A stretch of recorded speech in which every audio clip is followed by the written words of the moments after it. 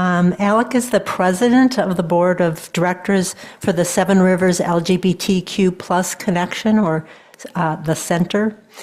He's the assistant director of the Northside Hear project and currently working on a queer expansion to the project. And Alec works at UWL in the Race, Gender, and Sexuality Studies Department. He volunteers through the Wisconsin LGBTQ History Project.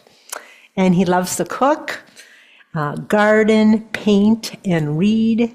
He volunteers at the Cane Street Garden, so maybe some of you have seen him there. He volunteers there every summer and enjoys cooking with seasonal local ingredients as much as possible. And he likes to paint and use watercolors to make his own cards for fun. And he has a fluffy orange cat named Raja. So please welcome Alec. And just turn on your mic.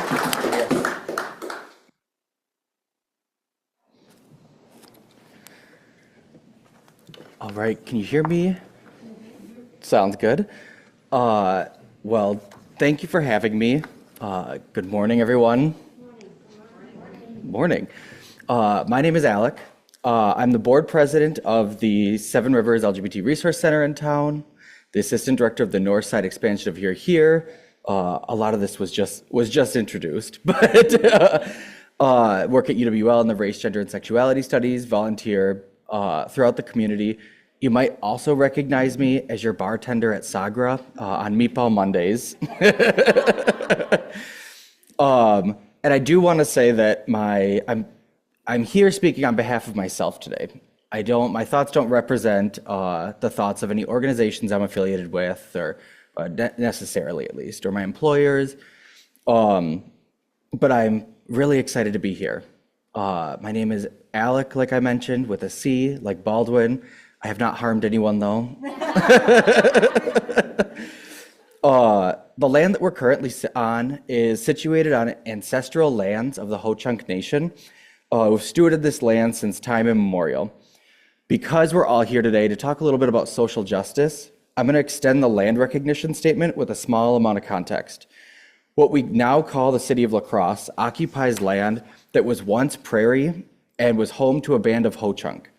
In 1830, President Andrew Jackson signed the Indian Removal Act in an attempt to forcibly and often violently remove indigenous peoples from their ancestral lands located east of the Mississippi River to occupied territory west of the river. Beginning in the 30s through the 1870s, the federal government conducted a series of 11 attempts to forcibly remove local Ho-Chunk to reservations in Iowa, Minnesota, South Dakota, and Nebraska.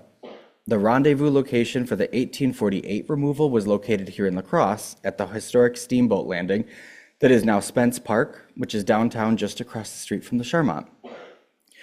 Many of La Crosse's Ho-Chunk did find their way back to the homeland here in La Crosse, and eventually the federal and local governments moved on to new strategies to eradicate indigenous folks and culture from the comparatively newly established United States of America. I encourage you all to research the indigenous land that your home, community, and place of work all occupy. This history reminds me of a text that I read from Dr. Deborah Miranda, an indigenous poet and scholar who has written about the letters and journal entries from Spanish colonizers invading what is now Northern California about 50 years prior to the Indian Removal Act.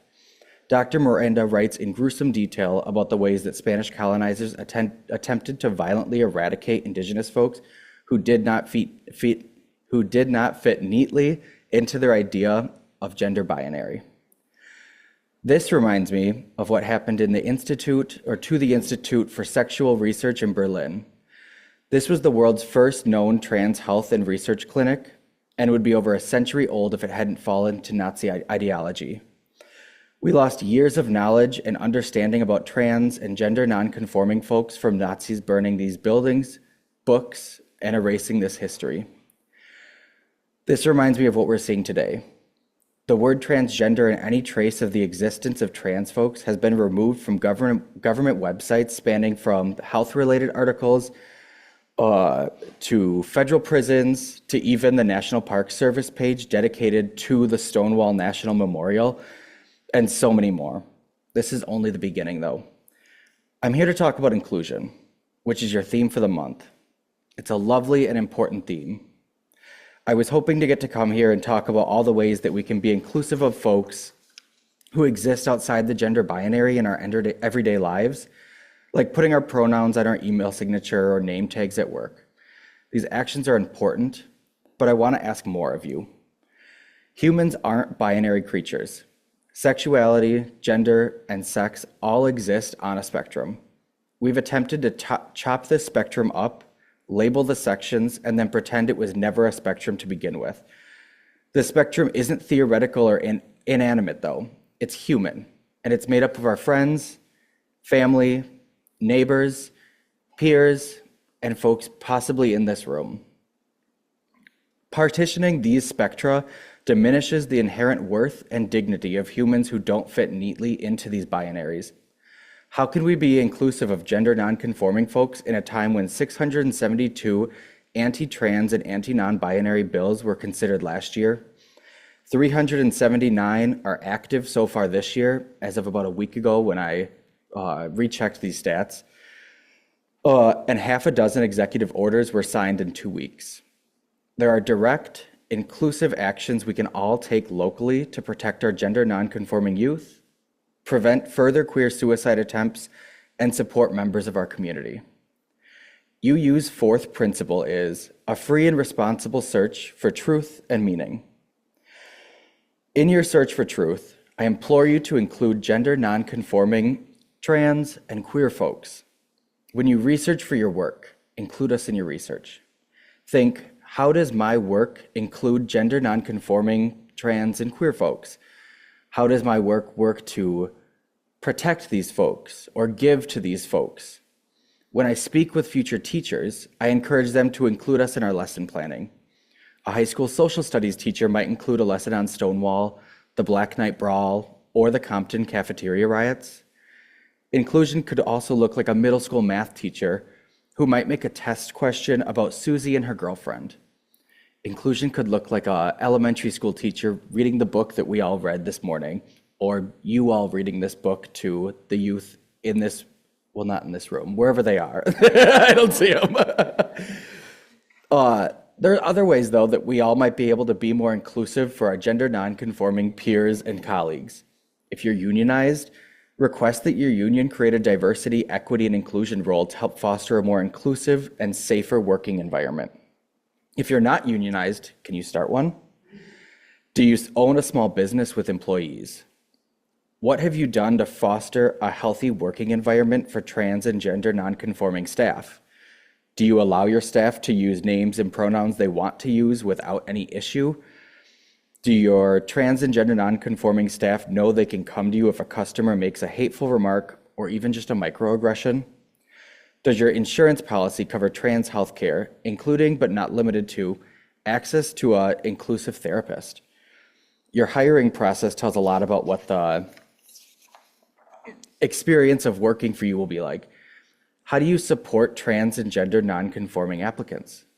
Does your business's mission statement support the inherent worth and dignity of every person, including trans and gender nonconforming folks? This is UU's very first principle. Actions certainly speak louder than words, though. If you don't know how you can make your workplace more inclusive for queer folks, reach out to your local LGBTQ+ resource center and ask if they're willing to talk to you about it. Another option is to have an inclusive wallet. An executive order was signed barring organizations who offer gender-affirming care from receiving federal grants. Gender-affirming care can be as simple as providing clothes that somebody wants to use that might not fit their perceived gender, their assigned sex at birth. It can include just using your correct pronouns. It could include using a name that's not assigned to you by the government or by your parents at birth. It could include therapy. LGBTQ+ organizations are going to struggle these next few years. If you're able, please consider donating whatever time and money you can to a local LGBTQ+ organization. In our area, these organizations offer safe places for queer folks to congregate and be themselves. Every month, I host a 18 plus support group for LGBTQ plus folks in the community. We meet, we play games. Lately, it's been a lot of raising concerns as well. But we'll go out in the community. This month, we went to All Glazed Up. All Glazed Up, wonderful partner in the community, wonderful ally in the community. As a business, knowing that you're an ally to us in the community is huge. Knowing that we can go to your space, be ourselves, and not be harassed, not be even just judged is huge. A lot of these organizations offer free counseling sessions, gender-affirming closets. They help connect folks with other urgent resources in the area, even if we can't provide them. I'm obviously biased towards donating to local LGBTQ plus resource centers, but there are nonprofits in the area that are inclusive to queer folks also who this isn't the focus of their work. Pardon my pronunciation, but Chia Sia is a gender and racial nonprofit in La Crosse started by Hmong women that does have resources for LGBTQ plus youth. The best way to make donations to organizations is to set up a monthly reoccurring donation, no matter how small. Inclusion is social justice. There are teams of pro bono lawyers working to block executive orders as we speak. This work is expensive, and the work is up against the world's richest man, the pockets of the world's richest man. You can donate time, expertise, or money to helping these efforts to slow the spread of fascism and the erasure of entire communities from government records, social safety nets, and public history.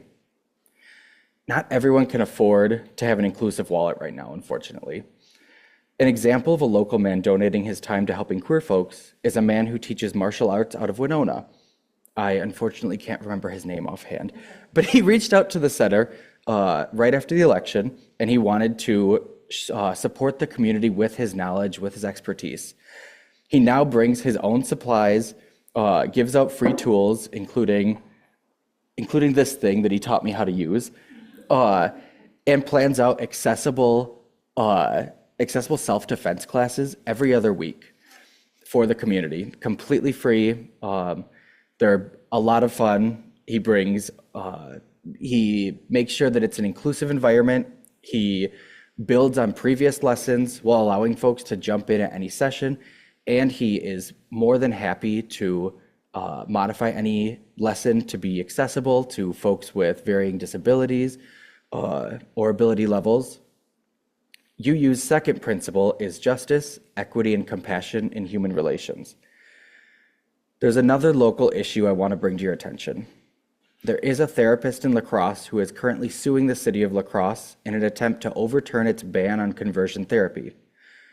Conversion therapy is based in pseudoscience, is not scientifically backed, and is believed to be psychologically harmful to LGBTQ plus folks.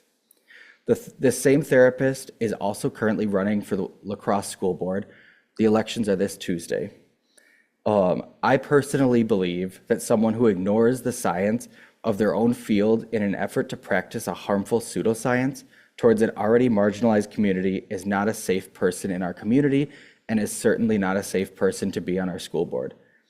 I urge you all to be inclusive of us in your decisions when you fill out your ballots at every single election. Elections right now are incredibly important ways for you to be inclusive. Books on LGBTQ plus issues are being banned across the nation and in our own backyard. In 2023, 7 of the 10 most banned books across the country were related to LGBTQ plus issues. Over 40% of all banned books across the nation discussed LGBTQ plus issues. 7 out of 10 and 40% of books are not LGBTQ related. These are actively targeted in these efforts to ban books. We are seeing history repeat itself. I recently walked through Barnes & Noble, not because I was shopping there, but because I was mall walking to avoid the horrible weather, and I saw a banned book section. I went over to look, and I noticed that the banned books that they set out were almost entirely not LGBTQ plus focused. To me, that is a conscious decision to say you're going to highlight banned books, but not include 7 of the 10 most banned books across the nation. When I walk into Pearl Street Books in downtown La Crosse, Beth doesn't hold back from her selections. Beth has been an ally and an advocate for the community for years. Another way you can be an inclusive ally is to support businesses like Pearl Street Books who are inclusive of gender nonconforming, queer, and trans literature. I encourage you all to read more banned books. Share banned books. If you have a book club, recommend banned books. And buy these books from Pearl Street Books or rent them from the public library to support people who are inclusive of our queer neighbors. Lastly, pleasure is a form of activism. Be inclusive of the pleasure you choose to partake in. Go to events that support local nonprofits, read these banned books, go to inclusive events like Pride in the Park or local drag shows. If you host events, what are you doing to ensure you're inclusive of trans, gender nonconforming, and queer folks who work with these communities or who attend these events? Do you use your event as a fundraiser to folks who do work with these communities? These are some options you can do that don't require money if you don't have money to give and you're already planning to have an event. Do you seek out and invite us to your events? Do you hold your events at spaces that are inclusive to us outside of your events? The Root Note and Grounded Patio Cafe are 2 wonderful local coffee shops that have been firm allies to us and have historically given back to us a lot, held a lot of fundraisers, and held a lot of inclusive events in their spaces. I want to thank you all for thinking of ways that you can be more inclusive of gender nonconforming, trans, and queer folks. I know a lot of what I spoke about involves spending money in a time when most of us don't have money to spare. Anything helps, though. A $10 reoccurring monthly donation to a local organization that practices inclusive community building is so much more than nothing. $10 reoccurring donation or a $5, a $2 reoccurring donation is better than a one-time donation because it provides a reliable source of income for these organizations to know is coming in, provides a steady stream for them to rely on, to utilize. The money is just what's needed right now, especially with grants being blocked from federal sources. There are other ways you can personally be more inclusive, though. Please don't hesitate to reach out to me personally to ask how you and your business or your company can get involved. My name's Alec. I am more than happy to brainstorm with you. Inclusivity means including us in your work, your daily life, your wallet, your politics, and your joy. Have a wonderful day.